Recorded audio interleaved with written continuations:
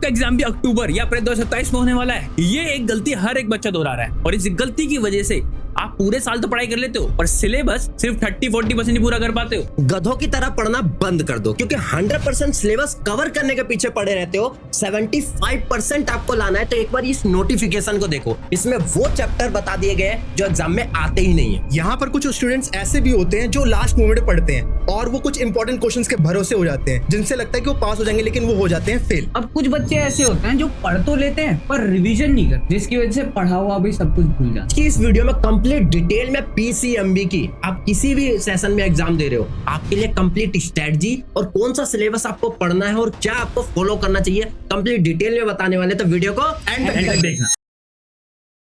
अब video start करने से पहले ये बता दो आपका गोल क्या है। आपको 90% लाने हैं, पास होने का टारगेट है, या फिर जेई के लिए प्रिपेयर कर रहे हो मतलब 75% लाने पड़ेंगे और दोनों एनएस बोर्ड और जेई की प्रिपरेशन दोनों को साथ में लेकर चलना पड़ेगा। ऐसे बहुत सारे स्टूडेंट है, एक बार इन लिस्ट को देखो। इन सभी का आप करंट स्टेटस भी देख सकते हो कि आज ये कहां पे है और इन्होंने कौन सा एग्जाम क्रैक किया है। न्यूली जो है आईआईटी खड़गपुर के अंदर निहार गए हुए, इन्होंने 75% एनएस बोर्ड से ही कवर किया है। तो एनएस बोर्ड आप सभी को ये फैसिलिटी देता है कि आप किसी भी कॉम्पिटिटिव एग्जाम की प्रिपरेशन करते हुए भी आप इसको प्रिपेयर कर सकते हो। लेकिन इसमें स्ट्रेटजी क्या अपनाया जाए, वो सभी चीजें अभी बताते हैं हम डिटेल में। अब भले ही तुम एनएस बोर्ड में आ गए हो पर तुम्हें पासिंग क्राइटेरिया नहीं पता, तो एक बार इस पैटर्न को समझ लो। एक बार ये क्वेश्चन पेपर देखो। इस क्वेश्चन पेपर में तुम्हें मैक्सिमम मार्क्स 80 मिलेंगे। यहाँ मैं बात कर रहा हूँ फिजिक्स, केमिस्ट्री और बायोलॉजी की। तो एक बार इधर देखो, थ्योरी मार्क्स आपका 64 मार्क्स का होगा बट दिख 80 रहा होगा, राइट। अब ये जो 80 का 80% है ना, वो 64 मार्क्स है। अब यहाँ पर जो आपके बाकी 20% है वो कहाँ गया? वो आपका गया टीएमए के अंदर, जो कि 16 मार्क्स का आपको होगा। उसके बाद जो 20 मार्क्स बच गए हैं आउट ऑफ 100, वो आपका है प्रैक्टिकल, जो 20 मार्क्स का होने वाला है। इंटरनल मिला के आपको टोटल 36 मार्क्स मिलेंगे। इसके बाद अगर हम पासिंग क्राइटेरिया की बात करते हैं तो पासिंग मार्क्स 64 में से 21 रहने वाला है। एंड आपके प्रैक्टिकल की बात करें तो 20 में से आपको सिर्फ 7 ही नंबर लाने हैं प्रैक्टिकल में पास होने के लिए। अगर मैं मैथ की बात करूं तो मैथ को समझना बहुत ही इजी है। 100 नंबर का आपका थ्योरी एग्जामिनेशन आने वाला है, जिसमें से आपको 33 नंबर चाहिए पास होने के लिए। तो बहुत इजीली समझ में आ जाएगा, इसमें कोई कंफ्यूजन होने वाला है। तो चलिए सबसे पहले जान लेते हैं हम फिजिक्स का सिलेबस क्या होने वाला है। अगर सीबीएसई के अंदर बच्चे पढ़ते हैं तो वो 2 ईयर प्रोग्राम में पढ़ते हैं। 11th के अंदर और 12th के अंदर पूरी फिजिक्स पढ़ोगे ना तो 11th में 14 चैप्टर, 12th में 14 चैप्टर, टोटल 28 चैप्टर आपको पढ़ने होते हैं। लेकिन एनएस के अंदर आप एक बार इस सिलेबस को देखो। इस टोटल सिलेबस में एनएस के सिलेबस में 30 चैप्टर्स है, बट 30 चैप्टर्स के अंदर भी उसे 2 पार्ट में डिवाइड कर दिया गया है। सबसे पहले एक पार्ट है टीएमए का पोर्शन। टीएमए का मतलब जैसे आप असाइनमेंट वगैरह बनाते हो ना, 6 क्वेश्चन लिखने होते हैं, उसी के मार्क्स मिलते हैं। ये टीएमए के अंदर आपके टोटल देखो दिए हुए 12 चैप्टर्स। इन 12 चैप्टर्स को पब्लिक एग्जामिनेशन में क्वेश्चन नहीं पूछे जाते, तो इन चैप्टरों को आपको नहीं करना होता। बच कितने गए आपके? टोटल 30 चैप्टर में से 12 चैप्टर चले गए तो बचे 18 चैप्टर। इस 18 चैप्टर्स को ही आपको ओनली पढ़ना होता है। अब यहाँ एनएस के सिलेबस में थोड़ा सा डिफरेंस है कि 20% सिलेबस आपका सीबीएसई के 11th में से होता है। अब 11th में भी बहुत सारे ऐसे टॉपिक होते हैं जो एनएस में एक्स्ट्रा पढ़ा रहे होते हैं। जैसे देखो मैं एक एग्जांपल देता हूँ, ये एक चैप्टर है सेमीकंडक्टर, जो 12th वाले बच्चे पढ़ते हैं। इसमें सीबीएसई के न्यू सिलेबस के अंदर सिर्फ यहां तक चैप्टर्स जो हैं वो सीबीएसई और एनएस दोनों सेम पढ़ा रहा है, बट एनएस के अंदर ये चीजें एक्स्ट्रा पढ़ाई जा रही है। तो बहुत सारे सिलेबस में डिफरेंस है जो कि एनएस में एक्स्ट्रा पढ़ाया जाता है, जो कि सीबीएसई में नहीं पढ़ाया जाता। देखो यहाँ पे बहुत सारे बच्चे 75% का क्राइटेरिया फुलफिल करने आए हैं, तो उनको ये चीज चाहिए कि आपको यहाँ पे 75% बोर्ड के अंदर कवर हो जाए और जेई की प्रिपरेशन साथ साथ कर ले। तो उसके लिए मैं आपको कहूंगा पूरे सिलेबस में से फिजिक्स के अंदर सिर्फ ये 9 चैप्टर कर लोगे ना, तो आप क्या कर सकते हो 50 मार्क्स से प्लस ला सकते हो थ्योरी के अंदर। ये सारी चीजें इंपॉर्टेंट टॉपिक्स हम बता देते हैं, जिससे आप लास्ट मोमेंट पे भी हर एक चीज प्रिपेयर कर सकते हो। तो सिलेबस में से टीएमए वाले पोर्शन बहुत बच्चे करके चले जाते हैं, जिसकी वजह से उनके मार्क्स कम हो जाते हैं। तो ये चीजें हम अपने बैच के अंदर आपको हर एक चीज प्रोवाइड करते हैं, आपको लेक्चर प्रोवाइड करते हैं, सारी चीजें डेडिकेटेड टू एनआईओएस, आपको वो टॉपिक्स भी बता देते हैं। ये देखो जो मैं पढ़ाता हूं ना क्लास के अंदर, एज सच क्वेश्चन आपके एग्जाम में भी दिखते हैं। तो ऐसी भी चीजें, तो आप इस बैच में एनरोल हो सकते हो। सारी चीजें आप सभी को मिल जाएगी इस बैच के अंदर। आपको study material, question bank, TMA, practical, जो भी चीजें है आपके टेंशन हमारी बन जाती है और हाथ पकड़ के एग्जाम तक आप सभी को प्रिपेयर करवाते हैं। तो फिजिक्स की टेंशन आप छोड़ दो, 75% भी इजीली आ जाए। अब ये तो सिलेबस था फिजिक्स का। अब बात कर लेते हैं मैथमेटिक्स की। आपको इस तरह का सिलेबस देखने को मिलता है जो कि ऑफिशियल वेबसाइट पे भी एनएस ने डाल रखा है। अब इस सिलेबस को थोड़ा सा ब्रेक डाउन करता हूं आपके लिए, इधर देखो जरा। सबसे पहले तो अपना ना हाई वेटेज जो मॉड्यूल है उसको देखा करो सबसे पहले, क्योंकि वहां से पता चलता है कि मैं पढ़ना क्या है। सबसे पहले कोऑर्डिनेट ज्योमेट्री की अगर मैं बात करूं, जैसे कि इसमें टॉपिक कौन कौन से हैं, आपको 11th के टॉपिक ज्यादा देखने को मिलेंगे, है ना, जो आपने 11th क्लास में पढ़े होंगे, तो वो टॉपिक ज्यादा देखने को मिलते हैं। जैसे कॉनिक सेक्शन है, स्ट्रेट लाइन से सर्कल है ना, 2D ज्योमेट्री वगैरह वगैरह। तो ये कोऑर्डिनेट ज्योमेट्री जो आपका पूरा 15 मार्क्स का आने वाला है।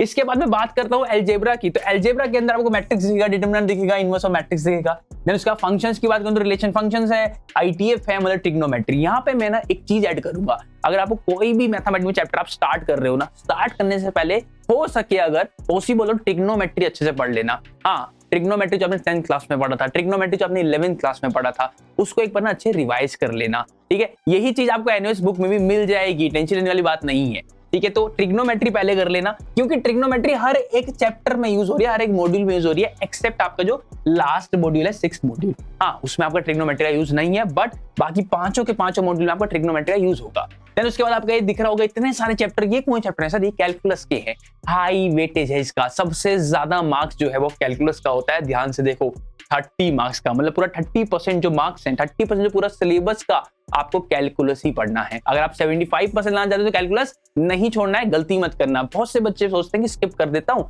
और इसके आगे जितने टॉपिक्स हैं उनको करे चली जाता हूँ, है ना, पास हो जाऊंगा और 80% भी आ जाएंगे, कभी नहीं आएंगे, ध्यान रखना। तो ये सारे टॉपिक कौन से हैं भैया आपके कैलकुलस के। इसके बाद आती है वेक्टर की बात आती है, 3D की बात आती है, देन बोनस टॉपिक जो आपके linear programming and mathematical reasoning, जहां से आपका कहीं ना कहीं 8 नंबर का क्वेश्चन तो बनेगा ही बनेगा ना। यहाँ पे 9 लिखा है, मतलब रीजनिंग से भी आपके क्वेश्चन आ जाते हैं, ध्यान रखना।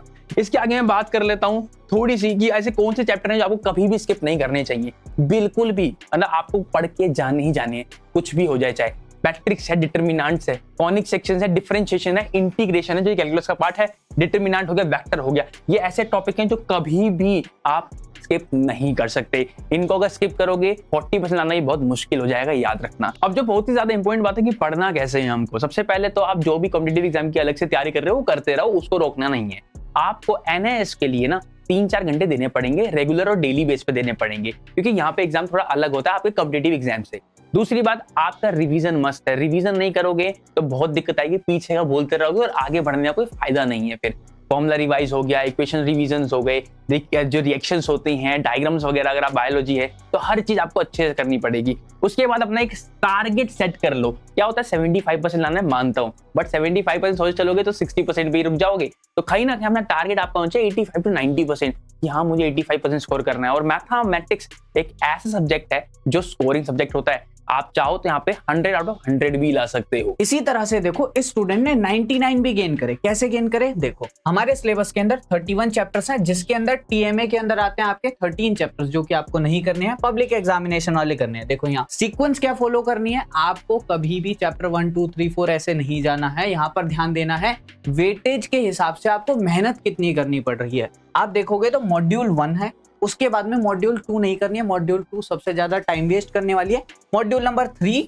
4, 5 एंड लास्ट में मॉड्यूल नंबर 2 करनी है। बस यही चीज ध्यान रखना, सब कुछ आपके वेटेज के हिसाब से ही। अब इन चैप्टर्स में से कौन से टॉपिक्स पर ध्यान देना है, देखो इस तरह से लिस्ट बना दी है, ये पीडीएफ भी आपको मिल जाएगी, बढ़िया से डाउनलोड कर लेना, देख लेना, समझ लेना और उसके हिसाब से तैयारी करना। ये हाई वेटेज वाले टॉपिक है, सबसे ज्यादा आता है मॉड्यूल नंबर 4 रिप्रोडक्शन वाली यूनिट से, यहाँ पर से फिक्स है, लॉन्ग क्वेश्चन आते हैं और 4 से 5 क्वेश्चन आ जाते हैं।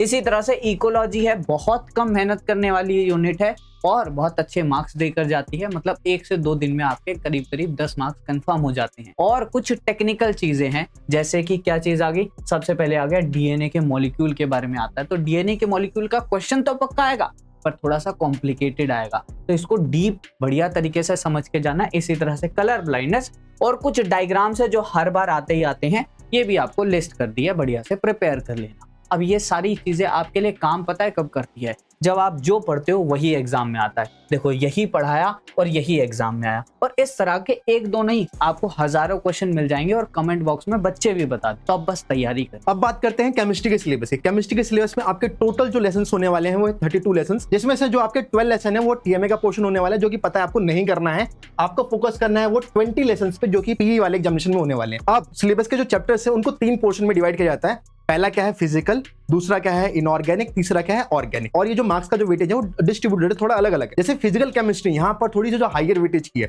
कितने नंबर की है वो 40 नंबर की। अगर आपने स्टार्टिंग के जो ये 7 चैप्टर्स कर लिए आप, तो यहाँ से आपके 40 मार्क्स आ जाते हैं। कितने नंबर आते हैं? 40 मार्क्स। इसके बाद में अगर मैं इनऑर्गेनिक की बात करूं तो इनऑर्गेनिक हमारे पास 18 मार्क्स की हो जाती है। और इसके बाद में हमारे पास लास्ट में जो दिख रहा है ये हैं 8 चैप्टर्स और ये हैं ऑर्गेनिक के, और ये जो बनते हैं ये हमारे पास बन जाते हैं 22 मार्क्स। तो ऐसे डिस्ट्रीब्यूटेड है आपका हर एक चैप्टर।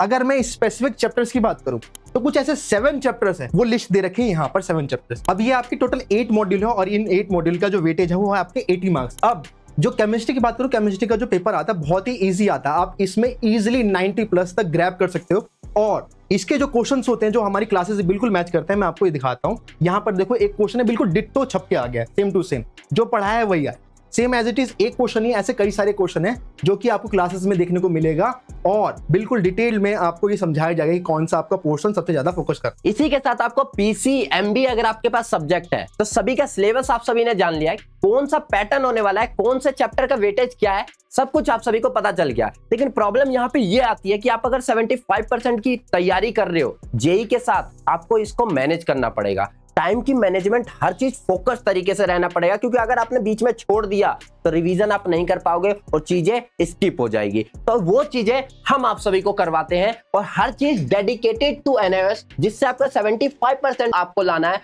वो हम आपकी तैयारी करवा देते हैं। आप अपनी फोकस प्रिपरेशन किस पे करो? जेई के ऊपर करो। तो ये सारी चीजें आपको इस लक्ष्य साइंस बैच के अंदर मिल जाती है। यहाँ पर सारी क्लासेस लाइव फॉर्मेट में होने वाली है, मतलब साथ के साथ जो भी डाउट आए पूछ सकते। यहाँ पर आपको सारे मटेरियल्स मिलने वाले हैं, जो भी पीवाईक्यू सॉल्यूशंस हैं, जितने भी टीएमए सॉल्यूशंस हैं, प्रैक्टिकल सॉल्यूशन है, सारे वो आपको इसी बैच के अंदर मिलने वाले हैं। और इसी के साथ साथ अगर कोई डाउट आता है रिकॉर्डेड क्लास या लाइव क्लास के अंदर, तो वो डाउट सेशंस भी आपसे इंटरेक्शन होने वाले। ये सारे फीचर आपको एक बैच के अंदर मिलने वाला है और आपके पास जितने भी सब्जेक्ट है सारे इसके अंदर कवर होंगे लाइव फॉर्मेट में। तो आपकी टेंशन हमारी हो जाएगी। इस बैच को ज्वाइन करने के लिए नीचे लिंक दिया है डिस्क्रिप्शन बॉक्स में, जाके क्लिक करो और अभी डिस्काउंट भी मिल रहा है, उसे लेके ज्वाइन कर लो। मिलते हैं अब हम क्लासेस के अंदर। Thank you so much. अपनी प्रिपरेशन बेस्ट करो।